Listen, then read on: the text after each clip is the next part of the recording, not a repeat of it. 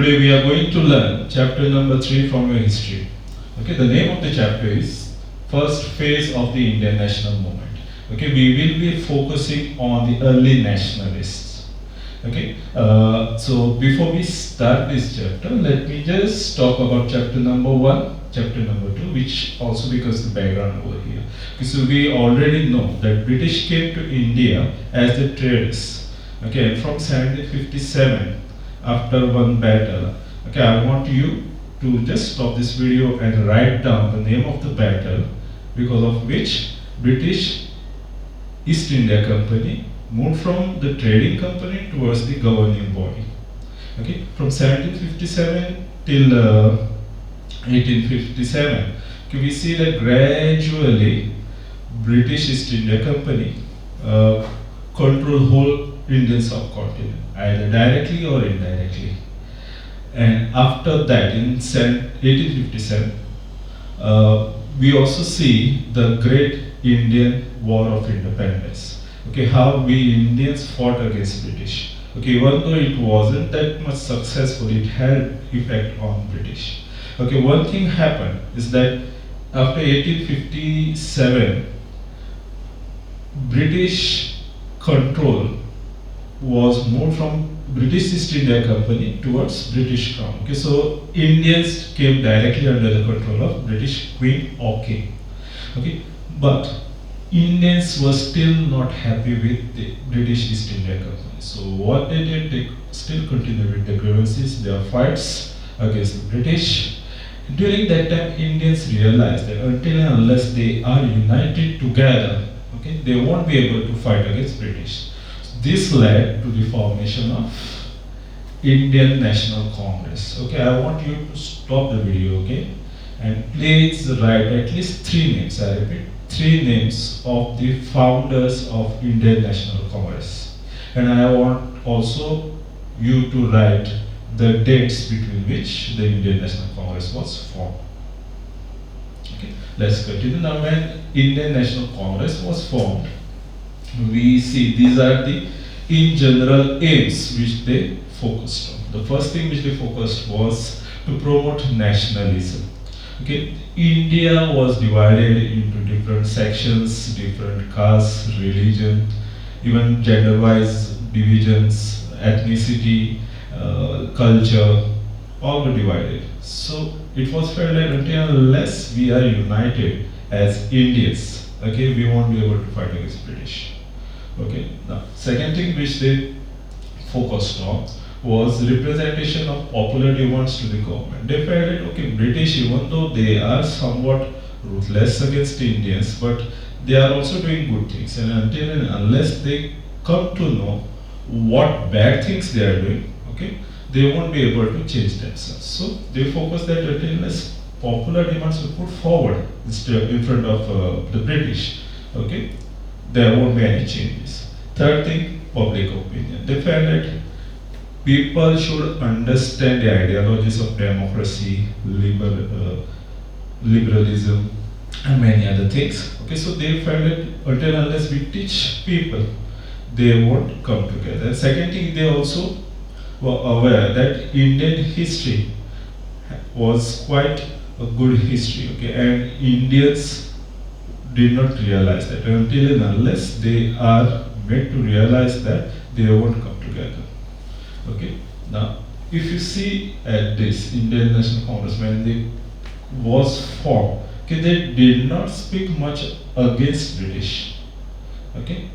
So let us try to understand what were they thinking about British. Okay. Let us speak about attitude towards British. So first thing, they were quite loyal to the British Crown. They were quite loyal to the British Crown. They felt that British should stay in India. Why? Because they felt that British rule, if they rule in India, they will cleanse the Indian society. There were quite ill practices in Indian society which were followed very blindly. Now, the Indian National Congress felt that until and unless British are here, there won't be much changes. Okay, it is the British who will make the changes. Second, they also felt that even though British, they were doing good things, they were not perfect. Okay, so they need to know what they were doing wrong. So they felt that British government can be persuaded by arguments. They could be told, okay, these things which you are doing is wrong. Please make the changes. And last and the major, I want you to focus on this point more. That is self-government within British regime.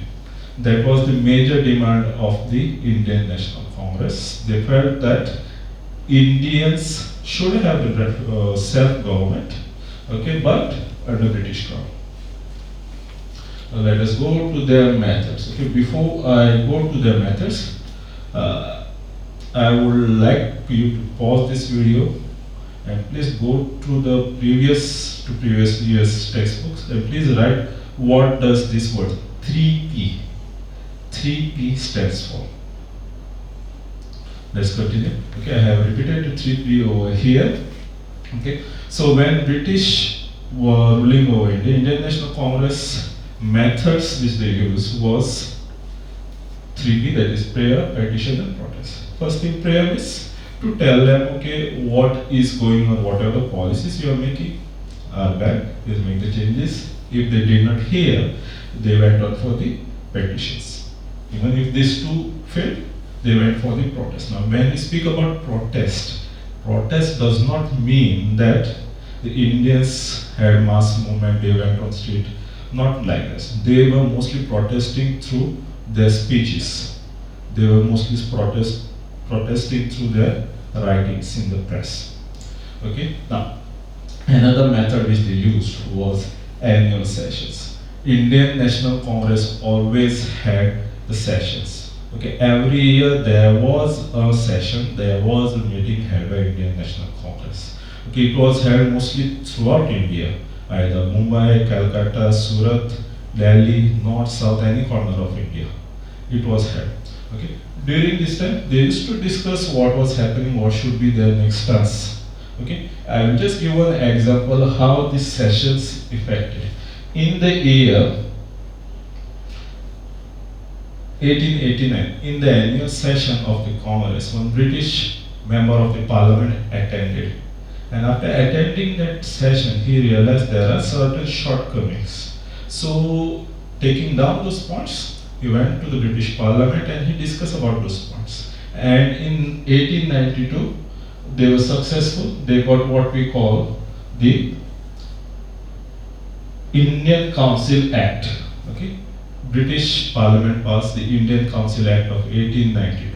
As per this act, okay, the General Governor had the Legislative Council. The number of people in that Legislative Council was increased, which was the demand of Indian National Congress. So this was the effect what we see through the administration. Press was also under the control. Even when we speak about Bal Gangadhar Tilak, Surendranath Banerjee, many other writers, they used to have their own newspapers. They were editors of many newspapers. Okay, along with that, pamphlets, books, many other things. They wrote a lot, okay, talking about the policies of British. So this affected the Indian minds. But let us try to understand after this 3P annual session press, do you think British will be favoring them?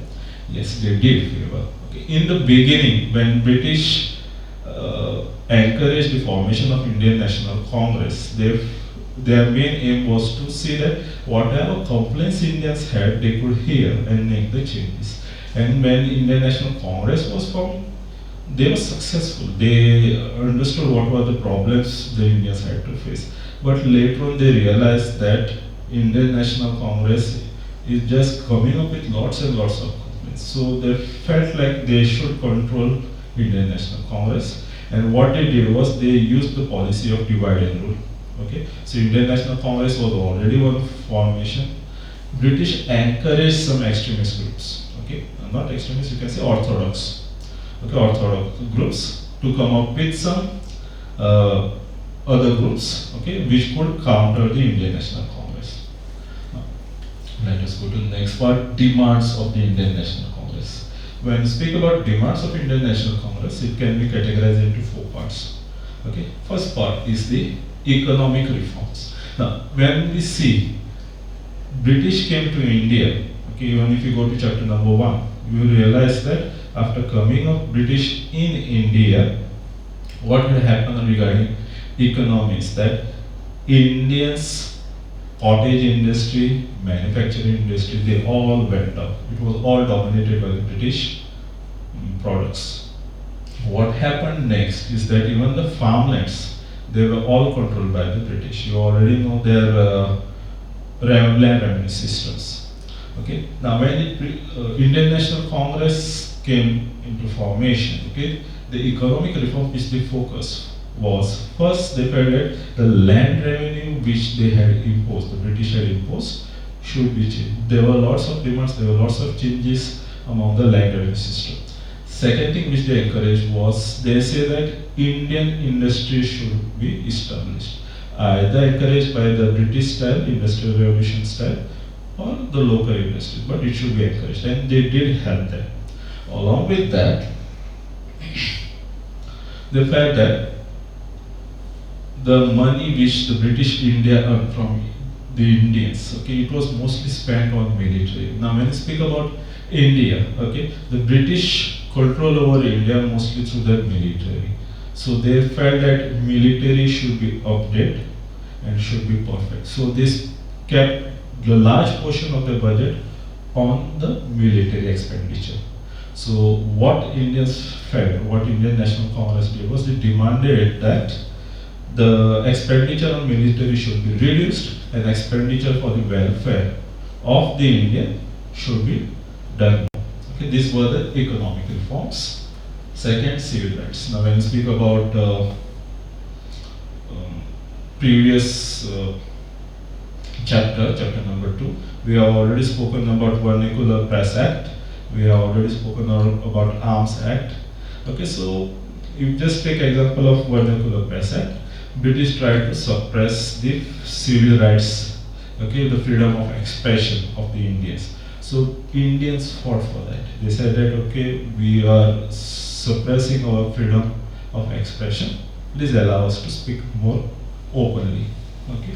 Then we have constitutional reforms. Okay, we already know that Indian Council Act of 1892. Okay, the number of legislatures was number of legislative council was increased. Okay, but Indians were not happy. They wanted more. They said that more people should be added, and mostly the Indians should be added in that legislative council. One more demand which they had was, they felt that executive body and the judiciary body should be separated. Now, when we speak about Governor General, most of the powers were in the hands of Governor General. Okay, there wasn't much of legislative body which was independent, executive, judiciary. Now, if we speak about modern day India, we have legislative body, executive body, and judiciary. Now, when we speak about judiciary, it is totally independent from what we have, the legislative and executive. Okay, same was the demand during that time. They felt that executive and the legislature should be separated.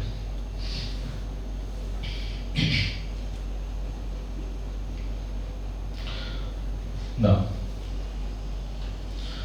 one of the major demands under constitutional reforms was, during the end of the 19th century, countries like Canada, countries like Australia, they had a self-government. Even now also they have the same policy. They are independent, but the head of the state is the British Crown. Okay? Indians also wanted that. They said that we want self-rule, but under British Crown, which they demanded under constitutional reforms. Administrative reforms. Okay? Now, when we speak about administrative reforms, you already know the Gilbert Bill, where the Indians tried to see that Indian judges could judge the British subjects, but they were not successful. Now the Indian National Congress demanded it. They said that Indians should be put on the higher post. It does not matter which department they are. If they are well equipped, if they are working very properly, if they are well qualified, okay, they should be given the chance to go further. Okay, there was also another demand which they had. Okay, you must have heard of Indian Civil Service. Okay, During British time, it was called as Indian Administrative Service. Or, sorry, my bad. Nowadays, we know it as Indian Administrative Service. During British time, it was known as Indian Civil Service. Okay, these exams were mostly held in England, which Indians were not able to answer. So what happened during that time was that Indian National Congress demanded that Indian Civil Service exam should be held in England as well as in India simultaneously, so that Indians could also answer in India. Okay. Let's go to the next part, achievements. When we speak about Indian National Congress, the achievement was quite visible. Okay, they were able to achieve what we call the spirit of nationalism amongst Indians. Okay, they were able to unite Indians together. Okay, when we speak about political consciousness, they were able to teach Indians, develop the ideologies of democracy and liberty. Okay, and last thing, which is the major thing, they are also able to expose the British policies. They said that yes, British is one of the democratic country, but when it comes to India, they are not that democratic while ruling over India. So they were able to expose. But the problem which they had, okay, was whatever work Indian National Congress did, it was mostly the half-hearted measures which they had done. Okay, there was no firm determination, no actions were taken. There was not much follow-up taken up. Okay, if there was any protest which they did against British policy, okay, British made the changes. Okay, otherwise they were not that aggressive after British to make the changes in that. Okay, and then the last thing which they did, which was lacking among them, was Indian National Congress was mostly the intellectual groups which they were. Mass movement wasn't present at that time. Okay, it happened later on, which we will learn in the coming chapters. Let's go to the second part of the chapter. Let us talk about some leaders from Indian National Congress, okay, who focused on the development of India. The first is the grand old man of India, that is Dadabhai Naoroji. He was a businessman, he was an economist, he was a social worker. Okay, he was the first Asian in the British Parliament. What he did was, he is associated with one group, an association called as East India Association, which he established in 1866.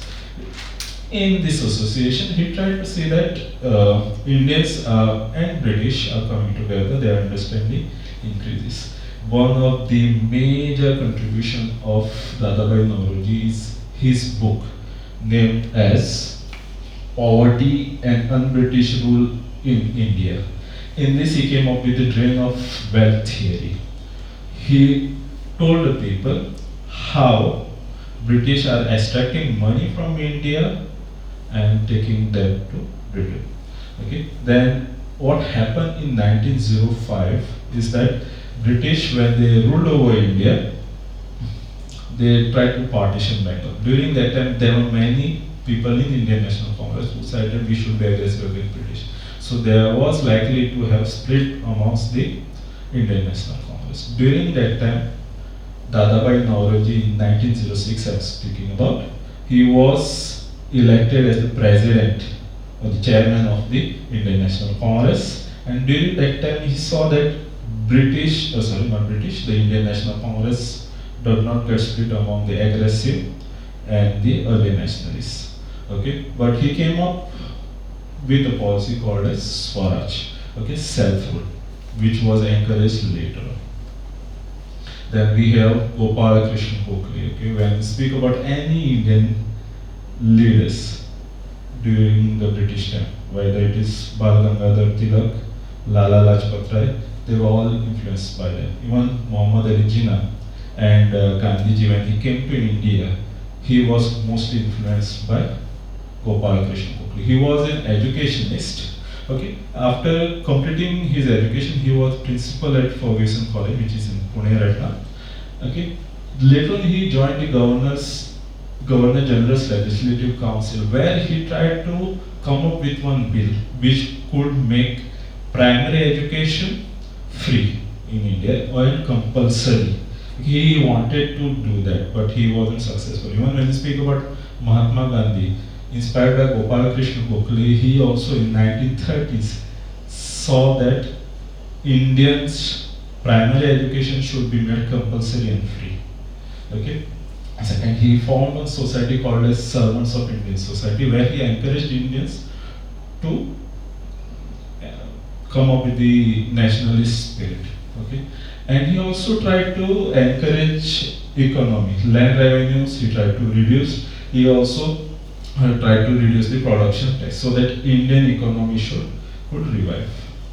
Okay, and lastly we have Surendranath Banerjee. Okay, in your last chapter you must have heard a lot about Surendranath Banerjee.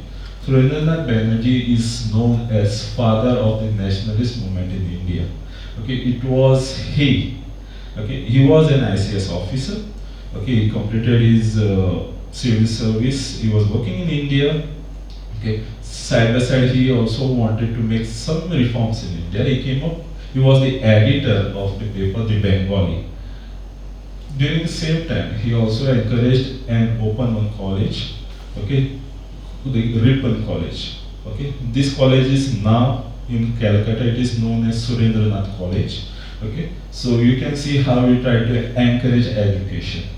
Now, one of the greatest achievements what he had was before the formation of Indian National Congress, he came up with two major associations, Indian Association and Indian National Congress, which became the forerunners of Indian National Congress. Okay, I would like to go to tell you to go to chapter number 2. Please see what was the work done by Indian Association and Indian National Conference. And one of the major things which he did was he encouraged the Indian local industries. He encouraged Swadeshi. He also said that British goods should be boycotted, which became the base later on when we see the assertive National Congress. Let us finish this chapter with one part I would like to say. Please go to page number H28. On the top right side, there is one box which tells the phases of the rise of nationalism. Okay, please mark that box as very, very important. Please read it thoroughly because it will be helpful for your studies of Indian history. Thank you.